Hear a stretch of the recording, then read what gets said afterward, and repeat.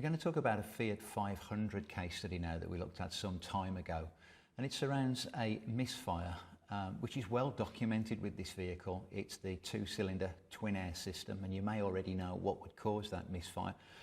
We'll go through it together, how we try not to fall into the trap of replacing parts based on known issues, and use diagnosis to actually verify and qualify what is actually at fault. So here it is, the fuel-efficient twin-air two-cylinder engine. And on the grand scheme of things, fuel-efficient small engines do have a place in the modern world in terms of emissions. When we compare the embedded emissions of a battery electric vehicle to a small fuel-efficient engine that is used correctly over a longer period of time, it's actually a better option for the environment. And this is why diagnosis of such is so important, because there is a place for these vehicles. So let's move on.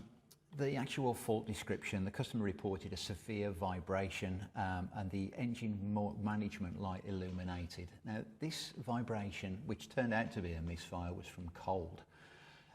Certainly within the first 10 seconds you would notice, and can you imagine a two-cylinder engine with a misfire? So we're now down to one cylinder. It's not surprising we have such vibration.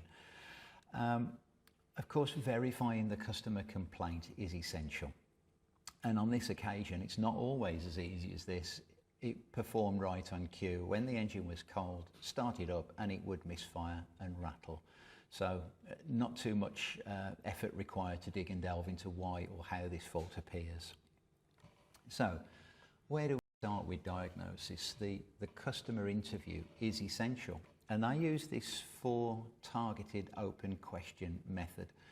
For example, how long has the problem been evident? And these do sound like obvious questions, but they reveal so much information, critical information about the fault that you're about to tackle. I say, how long has it been evident? Because if this has been evident since the customer owned the vehicle, it may actually not be a fault, and it may be a characteristic. Not the case here though. This had been evident periodically for 3 months. When did you first notice the fault? Well, this was during the winter months, during the cold weather. This one is always an interesting one. We never seem to get the exact truth here. Has any work been carried out on the vehicle recently? On this occasion, the engine oil had been changed due to a low level oil warning light, and that rings alarm bells straight away, because whenever a vehicle has been run low on oil, the potential for damage is huge. I could not verify that fault on this vehicle, but nevertheless, it was a little golden nugget that may actually help us going forward. I digged a bit deeper on this one, and it turned out that the service history was not good on this vehicle. It was 3 years between oil changes, even though they only drive around 3,000 miles a year. Nevertheless, that is a long time. It's a long period to go without oil changes. And of course, short journeys, stop-start, they do not lend themselves well to keeping that oil free of contaminants. And when do you experience the problem? Of course, well, it was normally when the vehicle had been standing for long periods, and always when cold. Okay, so the basic inspection, this one often gets overlooked as well. Just a walk around exercise, no tools required, just eyes, ears, nose as well, if you can often maybe smell burning or fuel, these kind of things, fumes, oil fumes for example. On this occasion, no signs of damage. Connections, visible connections all look okay. We could never say a connection is fine, not until we actually intrude. And of course, I call this a favourite discovery. It's a bit of a worry when this happens, but if a vehicle has had an accident repair and a poor accident repair, then alarm bells have to start ringing, because the potential for intrusion or previous intrusion is high. So a fault code scan, and I think there's a couple of standout fault codes here that we will focus on because they match the symptom, and that is misfire detection, cylinder 1, temperature too high, another alarm bell there. Remember, we had low oil level warning, which I haven't been able to prove. Temperature too high recorded by the scan tool. Misfire detection, so there's a misfire detection and then one aimed at cylinder 1. And then this one here, inlet solenoid valve lift, valve control, cylinder 1 component sticking. Now that is quite a major component, because remember, this is a twin air that can actually vary how long and at what point the inlet valves open. It's quite a beautiful piece of engineering, and yeah, it allows them to have precise control over fueling, which comes back to what I mentioned earlier about low emission, fuel efficient engines. So at that point, we've gathered quite a lot of information. Really, the most intrusion at this point in time is just the scan tool. It's worth checking for recalls and campaigns and bulletins that actually suit the symptom. And on this occasion, there was a bulletin. There's one here from Diagnose Dan that describes everything that the customer describes and that we've actually seen and experienced to the letter. And ultimately, it asks you to replace the twin air actuator. And again, it's tempting to just dive in and do that. But what if it's wrong, or what if we're wrong, or what if we've overlooked something quite simple? It's going to be egg on face if we haven't got this right. So with that in mind, we'll move forward and build what we call a possible causes. So what could give us the symptoms? So let's have a look on the left side there. The ignition system is one, of course. Fuel system another. We're looking at misfire, or thinking about misfire. The engine lubrication system, I say that because how the inlet valves are operated electrohydraulically. And the engine mechanical control system. So in other words, how the mechanical control system is controlled via the PCM. So let's form an action plan based on what we've gathered so far. Action plan is governed by accessibility and probability and cost.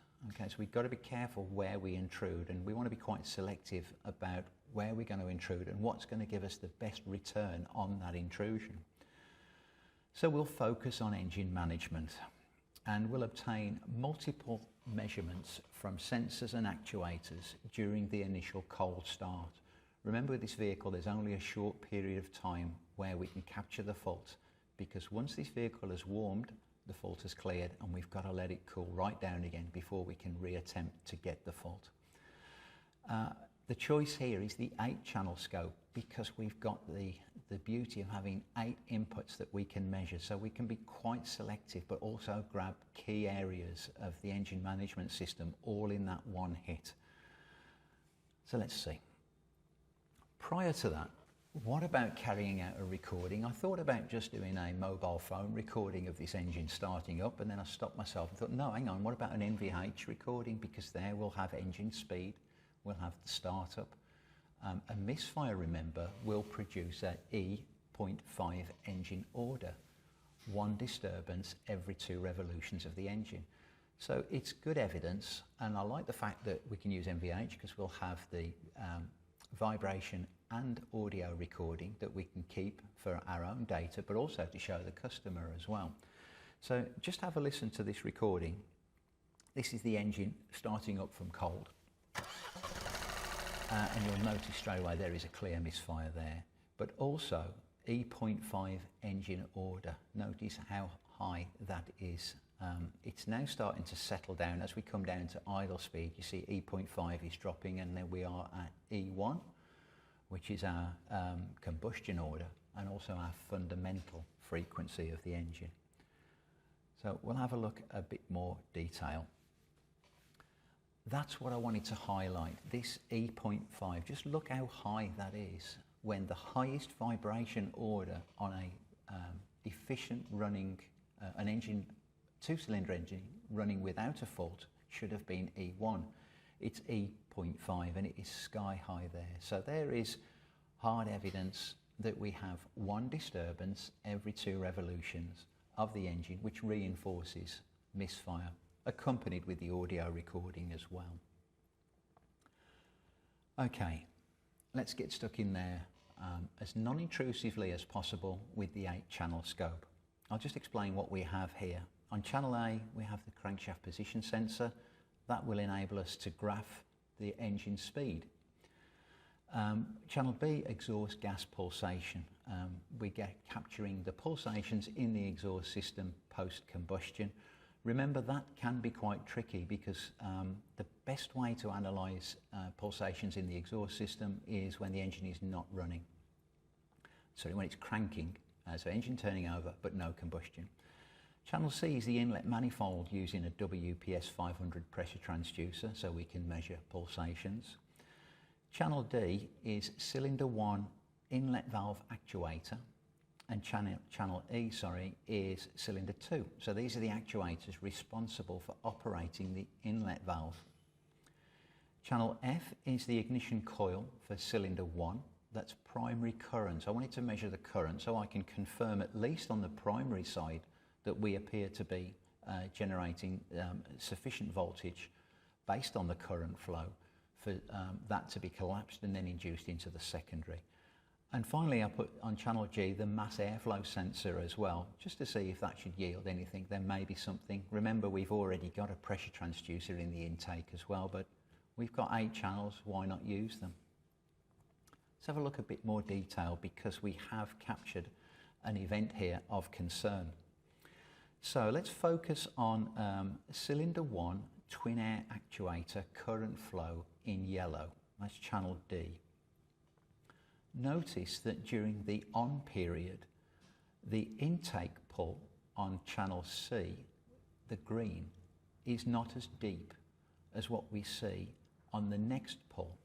So let me see if I can just move my mouse in here so we can point. So here we have the inlet twin air actuator responsible for opening the inlet valve, and the intake pull associated with that operation when the valve opens. It is not as deep as when cylinder 2 actuator opens. Now look at channel F. This is the current ramp of the ignition coil, cylinder 1.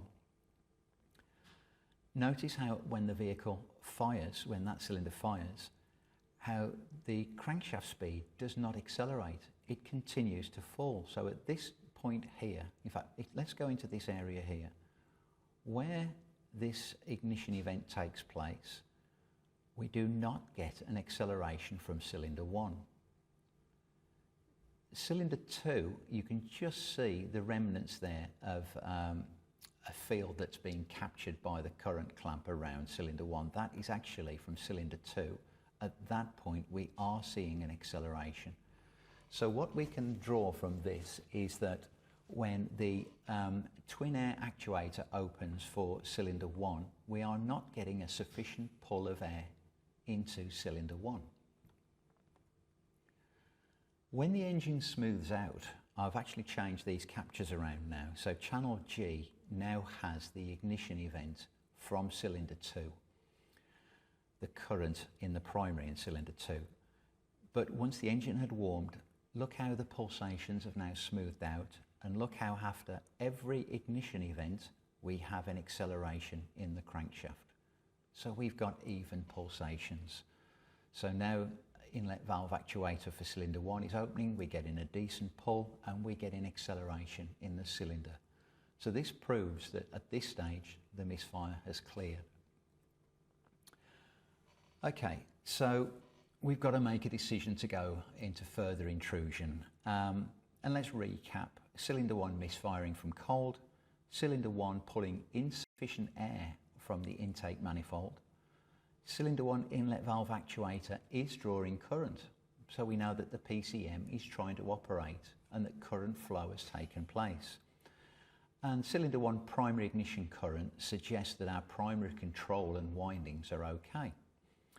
So based on the above, I thought about which channel do we sacrifice. I don't think there was any need at this point in time to measure the secondary ignition event in cylinder 1, because that would not have an effect on the intake pull. In which case, why not go intrusive now and place a pressure transducer into cylinder 1? Let's have a look a bit deeper. And I think this speaks for itself, doesn't it? You can see in the circle there that cylinder 1 momentarily loses a compression. And if we look at the intake pull, so here is our inlet valve actuator current, we are not getting that deep pull on the intake manifold. And sure enough, as a result, If we can't pull air in, we will end up with a low compression. That's a one-off single misfire event that resulted in low compression. Our decision to go intrusive at this point was correct. So let's have a closer examination of this waveform. So this is that same event again. Look at the inlet valve actuator. The duration is shorter, which is interesting, but note that we still don't get a decent pull. We're not getting that suction being applied to the inlet manifold when the inlet valve actuator operates. Now look how deep the intake pocket is as well in our manifold, in our in-cylinder measurement, and how prolonged it is as well. It appears to have like a deep dish effect with no clear defined inlet valve open or close event. There is an event here that appears to would suggest that maybe the valve partially opened, because we do start to pull into a negative, a trough. We see that there is some form of activation or activity in the inlet manifold, but it certainly doesn't transpire into a deep pull like we see on the other cylinders. Notice as we move along as well that the next inlet valve actuator open event, they've increased the duration, which may have been an attempt to compensate or recognition that the short duration didn't result in a full open, so the PCM trying to compensate. Certainly on the next event we can see a deeper intake pull, and as a result a defined, an equal intake pocket to the expansion pocket, and ultimately a superior compression. So, based on all those previous measurements, we've enough evidence that our intake valve is not fully opening. I think we can agree there. We've established the cause of the misfire, but not why. We know that the inlet valve actuator consumes current, so that PCM control and the circuit, for all intents and purposes, is okay, suggesting work is done by the actuator. So what else could cause the inlet valve not to open when commanded by the PCM? Possible causes then. Mechanical sticking of the inlet valve, so although the actuator is operating, maybe the inlet valve is sticking mechanically and it cannot overcome the sticking valve. It's a possible. Incorrect oil pressure. We need to measure oil pressure, of course. Incorrect oil viscosity. Remember, it's electrohydraulic. That's why viscosity and oil pressure are so essential. Engine oil contamination or restriction. Now, there was a fault code, wasn't there, for high temperature, but no loss of coolant. Maybe there could have been something because of oil starvation. Certainly no horrible knocking noises once the engine had warmed up. So I don't know, it's a kind of a conflict, isn't it there? It had a recent oil filter change. An inspection of the inlet valve actuator inline filter confirmed no contamination. So I think we'll have to accept that oil supply to the inlet valve actuator assembly was okay. Okay or not okay? Shall we measure? That's what we're going to do here. Let's have a look at oil pressure. We may as well, we've got nothing to lose. We can use the Rectus adapters for our WPS 500. And what we can do beyond that is measure oil pressure dynamically, not just at a fixed engine speed, but also fixed load. And here we have it with this 4-channel capture and a math channel. We've got the crankshaft on channel A, which we can graph our engine speed. Channel B, inlet manifold pressure waveform. That's of no real interest at this point. Channel C is our oil pressure, so this is our WPS pressure transducer connected into the engine where the oil pressure switch would be located. Channel D is the temperature, so now we'll be able to plot the temperature across the entire warm-up period and just note changes in oil pressure relative to temperature and also engine speed. Just note here as well, during wide open throttle, how the oil pressure boosts. I think our maximum at there is 5.858, and that is instant response to wide open throttle. So what are a prolonged oil pressure test, and I know this sounds like overkill, but these are options at your disposal where there's doubt. And this is a road test covering 55 miles. So again, it may sound like overkill, but just look at how the oil pressure changes over time. Channel C is the gas pedal position, so we've got driver intention, we've got engine speed on channel A, and we've got the actual oil pressure on channel B, at which we can zoom in at any point during the road test and find out if our oil pressure ever dipped to a threatening level. The lowest achieved was 1.1 bar, so that's good, that's acceptable. Notice where we did have oil pressure dropping to 0 was where stop start was active. So this is me now sitting in traffic, engine has stopped, engine has cut, but pulling away, a great response from the oil pressure, the pump, the passages and the circuitry within inside, all good, all back up to full pressure. Basically what I'm trying to summarise here is we don't have an oil pressure problem. So to summarise, inlet valve for cylinder 1 failed to open fully, intermittently.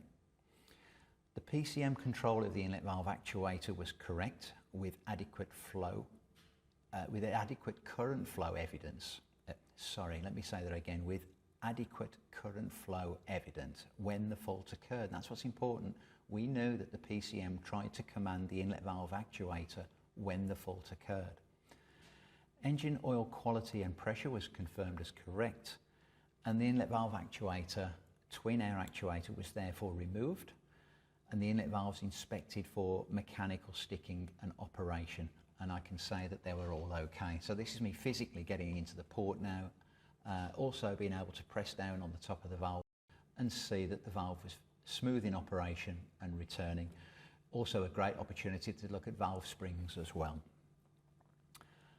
Okay, so rectification and verification, more importantly. So after replacing the inlet valve actuator, the engine was reassembled and ready for post-fix measurement, and we'll analyse it closely here. Main focus, just look at channel C. We've got even pulsations, we've got current draw into both actuators, and we've got even pulsations from the math channel, suggesting that we have no misfire. Or do we? This was one of those heart-in-mouth moments where, after I'd started this vehicle from cold, it misfired, and I was really concerned that I may have misdiagnosed, even after doing all this work. It transpires here that the misfire that you can see in the maths channel here, whereby we momentarily don't get an acceleration after the ignition vent of number 1, it was down to a combination of things, either fuel priming, maybe just the engine settling after it had been dismantled. How do I know that? Well, look at the event during the misfire. I know that the inlet valve was opening because my intake pulls are even. So it was not the same fault as before, and this was just a momentary event just after startup. So there lies a lesson in making sure that we still apply the measurement post-fix so we get that verification. I was confident here that the misfire, the momentary misfire, and it was a one-off event shortly after startup, after rebuilding this engine, was purely down to either a fuel priming issue or engine just settling. So I hope that helps and takes you through exactly the procedure we followed with the Fiat 500 and how tempting it was to just fit this actuator for the inlet valves without doing any diagnosis. All right, I hope that helps.